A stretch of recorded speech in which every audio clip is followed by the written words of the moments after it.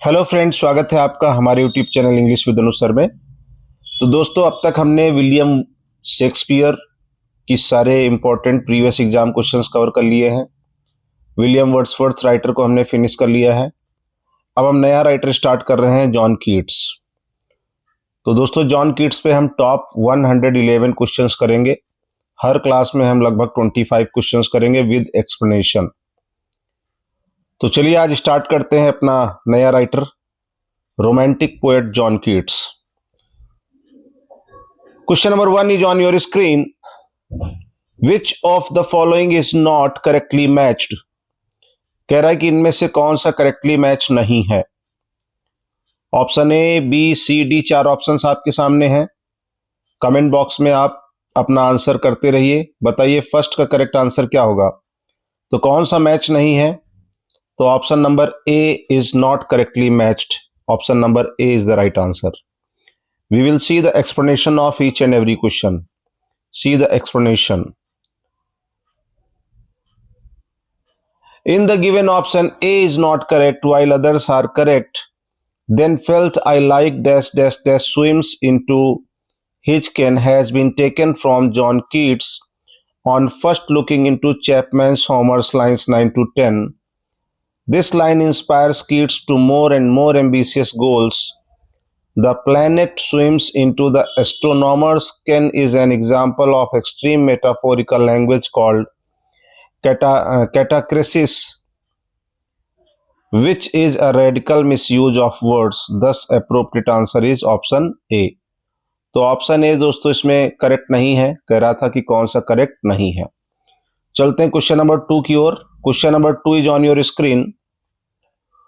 Who coined the term negative capability? Negative capability के term को किसने कॉइन किया? तो दोस्तों John Keats is the right answer. Option number 2, John Keats. The term capability is a phrase first used by romantic poet John Keats in 1817. The 19th century English poet John Keats introduced the term negative capability into the literary world's vernacular as a means to create acceptance in regards to the unknown. The concept of negative capability pertains to the ability to live within the penetralium of mystery or deal with unanswered questions. तो दोस्तों ये important question है, who coined the term negative capability? Keats is the right answer. Option number B, Keats is the right answer. Question number 3 is on your screen. Keats' idea that the poet submerges his or her senses and perceptions in the experience of another entity or even object corresponds to his theory of. दोस्तों चारों option को ध्यान से पढ़िए और बताइए correct option क्या हो जाएगा। तो करेक्ट ऑप्शन हो जाएगा option number D, negative capability is the right answer. Negative capability is a phrase used by romantic poet John Keats in 1817 to explain the capacity of the greatest writers. Keats countered this theory of romanticism with the theory empathy, whereby the poet submerges of another entity or even object, owed on a Grecian urn, and empathetically conveys its experience and feelings. Question number 4, arrange the following chronologically. इनको arrange करना है chronologically. तो total देख लीजिए, 4 इधर हैं. Ode to nightingale, ode to indolence, to autumn, ode to Grecian urn और ode to Psyche और ओड टू मेलनकली. तो दोस्तों ये सारी ओड्स को आपको क्या करना है? क्रोनोलॉजिकली अरेंज करना है. तो इसका करेक्ट आंसर क्या हो जाएगा? ऑप्शन नंबर ए. सबसे पहले आएगा 4 नंबर. तो 4 नंबर पे कौन सा है? 4 नंबर पे है ओड टू ग्रीसियन अर्न. तो option number A is the right answer. 4th का आंसर नंबर हो जाएगा ए. 426153. चलिए एक्सप्लेनेशन देखते हैं. In 1819, John Keats composed 6 odes which are among his most famous and well-regarded poems. Keats wrote the first 5 poems: Ode on a Grecian Urn, Ode on Indolence, Ode on Melancholy, Ode to a Nightingale, and Ode to Psyche in quick succession during the spring, and he composed to autumn in September. तो इसका chronological order दोस्तों याद रखिएगा। Odd on a Grecian earn पहले है, ठीक है। Question number 5, which poet illustrated empathy in these lines?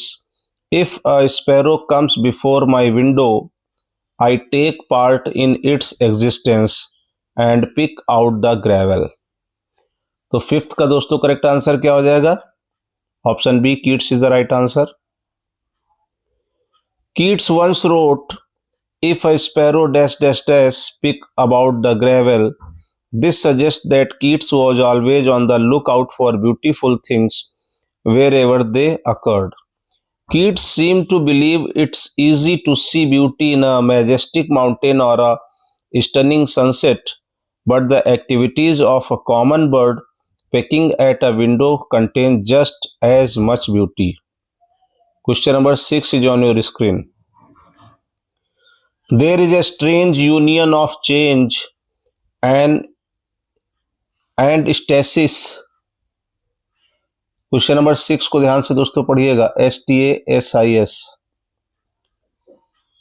In to autumn which Keats himself termed as. तो 6 का दोस्तों करेक्ट आंसर क्या हो जाएगा? Option number A, staining, STATIONING. To autumn is an ode by English romantic poet John Keats, written in 1819 in the words of Walter Jackson Bate, a union of process and stasis, energy caught in repose, an effect that Keats himself termed staining. The poet wants to describe autumn as a period of sadness which come after happy spring. So the poet wants to say that happiness comes after sadness and sadness comes after happiness. कवि कहना चाहता है कि दुख के बाद सुख और सुख के बाद दुख आता है। Question number 7, John Keats la belle dame sans merci is. तो क्वेश्चन नंबर 7 बहुत इंपॉर्टेंट क्वेश्चन है दोस्तों, GIC 2021 में आया है। तो ये एक क्या है? लिटरेरी बैलेड है। Option number B is the right option. La belle dame sans merci is a literary ballad. See the explanation. La Belle Dame Sans Mercy, poem by John Keats, first published in the May 10, 1820, is a literary ballad whose title means the beautiful lady without pity. मतलब एक सुंदर स्त्री की बात की गई जिसके अंदर बिल्कुल भी दया नहीं है। इसके टाइटल का मतलब है the beautiful lady without mercy a pity. Described the encounter between a knight and a mysterious elfin beauty who ultimately abandons him. Literary ballads were quite popular in England. Literary ballads were quite popular in England during the 19th century. Examples of the form are found in Keats' La Belle Dame Sans Mercy, Coleridge's The Rime of the Ancient Mariner, and Oscar Wilde's The Ballad of Reading Gaol. तो La Belle Dame Sans Mercy is a literary ballad. Question number 8 is on your screen. चलते हैं question number 8 की ओर.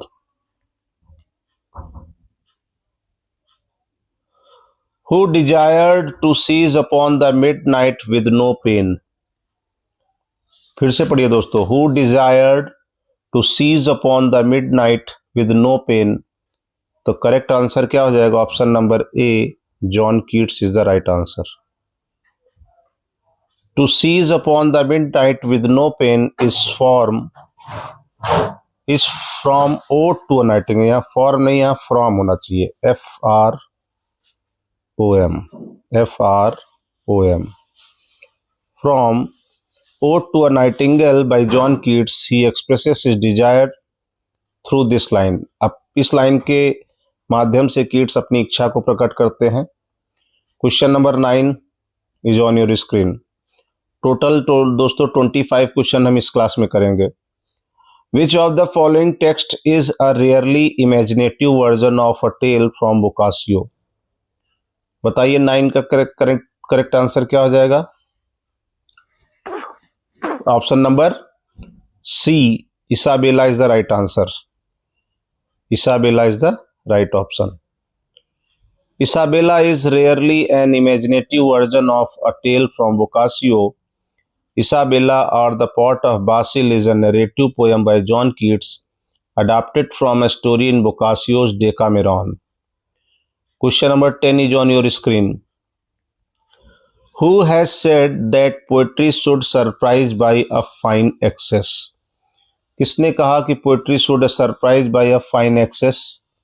तो 10 का correct answer हो जाएगा option number B, John Keats. हम लोग दोस्तों जॉन कीट्स के टॉप 111 क्वेश्चंस कर रहे हैं. The given statement poetry should surprise by a fine excess and not by singularity. It should strike the reader as a wording of his own highest thoughts and appear almost a remembrance. It was quoted by John Keats from an Axioms of Poetry and the Writing Process. John Keats, 31 October 1795, 23 February 1821, was an English romantic poet. He was one of the main figures of the second generation of romantic poet. Thus, the correct answer is option B.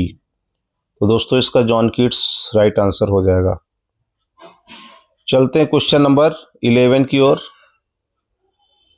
Which poem of John Keats given below is based on Burton's the anatomy of melancholy? तो Burton की the anatomy of मेलनकोली पे कौन सी poem based है? बताइए. 11 का correct answer क्या हो जाएगा? 11 का option number C, Lamia is the right answer. Lamia poem जो है वो बर्टन के द एनाटॉमी ऑफ मेलनकोली पे बेस्ड है. Lamia is the last of the 4 metrical romances written by John Keats. Its source is a short anecdote in Robert Burton's The Anatomy of Melancholy. Keats appended at the end of the poem. It is first appeared in the volume named Isabella, published in July 1820. Question number 12 is on your screen. In which of the following poems do we get references of Dryad, Flora and Ruth? तो किस poem में दोस्तों आपको dried, flora और Ruth देखने को मिलता है? तो क्वेश्चन नंबर 12 का करेक्ट आंसर हो जाएगा option number D, ode to a nightingale में ये देखने को मिलता है, डी. चलते हैं डी के एक्सप्लेनेशन, 12 के एक्सप्लेनेशन की ओर. Option number D. In the poem of John Keats, we get the reference of Dryad, Flora and Ruth in Ode to a Nightingale. Dryad is a tree nymph in Greek mythology. Flora is a Roman goddess of flowers. And spring Ruth refers to Ruth of the book, a short book with Jewish and Christian scripture. तो दोस्तों ये odd to a nightingale में आपको देखने को मिलते हैं. चलते हैं क्वेश्चन नंबर 13 की ओर. A thing of beauty is a joy forever is the opening line of which poem by the romantic poet John Keats? तो दोस्तों ये एंडाइमियन की है ओपनिंग लाइन, और इंटर क्लास में ये पोएम है भी. A thing of beauty is a joy forever, ये एंडाइमियन की लाइन है. A thing of beauty, the joy forever is the opening line of Endymion, poem by the romantic poet John Keats. Endymion is a poem by John Keats, first published in 1818 by Taylor and Hesse of Fleet Street in London. Endymion is written in rhyming couplets in iambic pentameter. John Keats dedicated the poem to the late poet Thomas Chatterton. The correct answer is option C, Endymion. Question number 14 is on your screen. Read question 14 carefully and answer the question in comment box. Away, away, for I will fly to thee, not charioted by Bacchus and his parts, but on the viewless wings of poesy, whom does Keats address as the in these lines? तो बताइए दोस्तों 14 का correct answer क्या हो जाएगा? Option number C, nightingale is the right answer. Nightingale is the right answer. Option number C. The above lines are taken from John Keats' Ode to a Nightingale, 1819. In these lines, the speaker is addressing the nightingale, a nocturnal bird that is well known for its love song. The speaker compares his poetry to the bird song and the inspiration for creativity to flight. Thus, correct answer is option C, nightingale. Away, away, for I will fly to thee, nor charioted by Bacchus and his parts. Question number 15 is on your screen. Question number 15. Keats was a Greek. This comment was given by. तो 15 का correct answer क्या होगा? Keats was a Greek. This comment was given by PB Shelley ने यह comment दिया था. तो Shelley is the right answer. Option C is the right answer. PB Shelley once said Keats was a Greek. John Keats is often called a Hellenist Greek, for he was influenced and inspired by Hellenism. He had deep adoration and love for the Greek mythology and culture, and he had adroitly employed it in his poetry. The stories of Endymion, Lamia, and Hyperion are based on Greek legends. Question number 16 is on your screen. The fall of Hyperion is an. क्या होगा? 16 का correct answer क्या हो जाएगा? तो 16 का correct answer हो जाएगा option C, epic poem.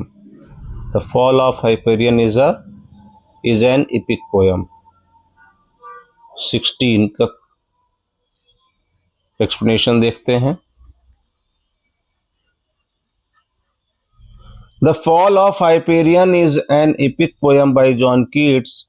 It is a sequel to Hyperion and known as the Fall of Hyperion, a dream. There is an inspiration of Virgil's Aeneid, Milton's Paradise Lost, and Dante's Divine Comedy behind this epic poem. The poem is divided into three scenes before its final fragmentation. Hence, option C is the correct answer. Option C क्या हो जाएगा दोस्तों? 16 का the fall of Hyperion तो epic poem हो जाएगा. चलते हैं क्वेश्चन नंबर 17 की ओर. Which of the following is not true about Keats to autumn. तो इनकी पोयम टू ऑटम के बारे में कौन सा कथन सत्य नहीं है? तो 17 का करेक्ट आंसर दोस्तों क्या हो जाएगा बताइए? Option B, it is a sonnet. Option सत्य नहीं है. ये सोनेट नहीं है बल्कि ये ओड है. In the given options regarding Keats, to autumn, option B is not the correct interpretation because it is not a sonnet, rather it is an ode. ये एक ode है. Critical and scholarly praise has been unanimous in declaring to autumn one of the most perfect poems in the English language. Hence, option B is the correct answer. So it is not a sonnet, it is a autumn. It is an ode. Question number 18. Who coined the term negative capability? Again repeated. तो John Keats ने इस term को coin किया था. John Keats coined the term negative capability. He wrote to his brother George and Thomas defining his new concept.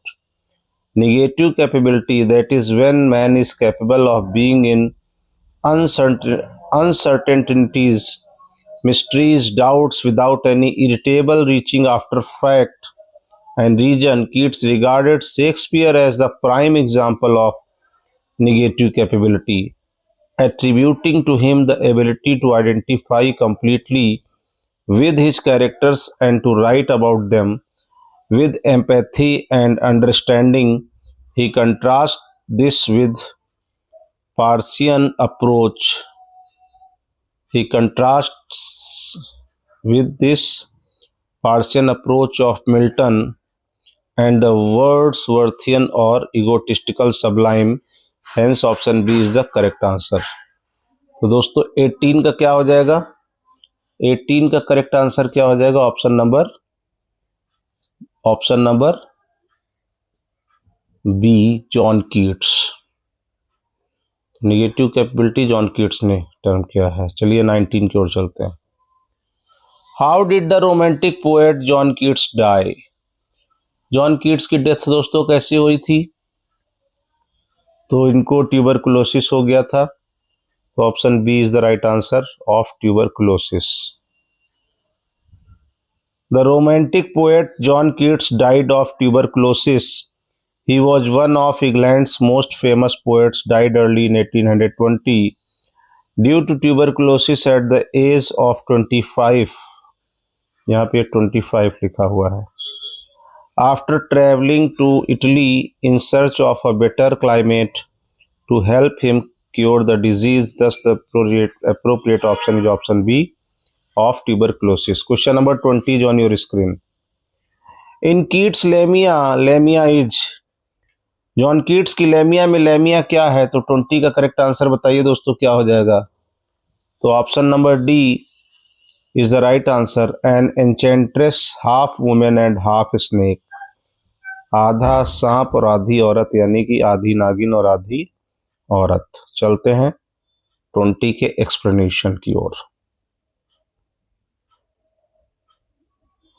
In Keats Lamia, Lamia in is an enchantress, half women and half snake. तो एक जादुई आधी नागिन और आधी औरत है। According to Greek mythology, the Lamia was a monster in the form of a women और half snake half women who ate peoples children, जो लोगों के बच्चों को खा जाती थी। Because her own children had been stolen away, क्योंकि उसके अपने बच्चे चोरी कर लिए गए थे। In Keats' poem, Lamia is an enchantress, a liar, and an expert when it comes to affairs of the heart.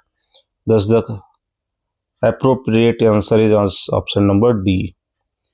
Which of the following was John Keats' first poem? बहुत ही अच्छा क्वेश्चन है। जॉन कीट्स की पहली poem दोस्तों कौन थी? बताइए जरा। 21 का करेक्ट ऑप्शन बताइए। तो 21 का करेक्ट ऑप्शन क्या हो जाएगा दोस्तों? Question number 21 is on your screen. क्या है दोस्तों क्वेश्चन 21? ध्यान से पढ़िए। Which of the following was John Keats first poem? तो इनकी पहली पोयम कौन सी थी? Ode to nightingale. Option C is the right answer, ode to nightingale. Ode to a nightingale was John Keats first poem. It is one of the 5 great odes John Keats composed in the summer and autumn of 1819. It was first published in July that year in a journal called Annals of the Fine Arts, and subsequently in Keats' third and final publication, Lamia, Isabella, The Eve of St. Agnes, and other poems 1820. Thus the appropriate answer is option C. तो इनकी पहली poem है Ode to Nightingale. Question number 21 is on your screen.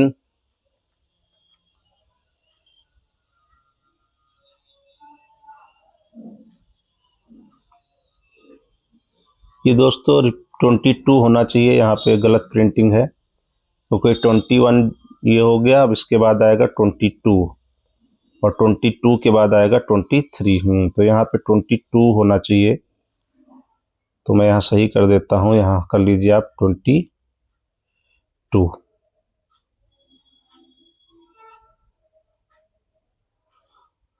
पोरफायरो and Madeline are lovers in. तो Porphyro and Madeline lover किसमें है? तो the Eve of Saint Agnes is the right answer. Option A is the right answer. Porphyro and Madeline are lovers in the eve of St. Agnes. The Eve of St. Agnes is a romantic narrative poem of 42 Spenserian stanzas set in the Middle Ages. It was written by John Keats in 1819 and published in 1820. On a bitterly chill night, an ancient beatsman performs his Finances in the chapel next to the castle of Maidlines was like family. Meanwhile, in the castle, an alcohol-fueled revelry has begun among family. Madeline pines for the love of Porphyro, sworn enemy to her kin. तो correct option हो जाएगा the Eve of Saint Agnes. चलते हैं 23 की ओर। Keats tomb stone reads, तो Keats के tomb stone कब्र पे क्या लिखा हुआ है? Here lies one whose name was written in water. तो option number D is the right answer हो जाएगा।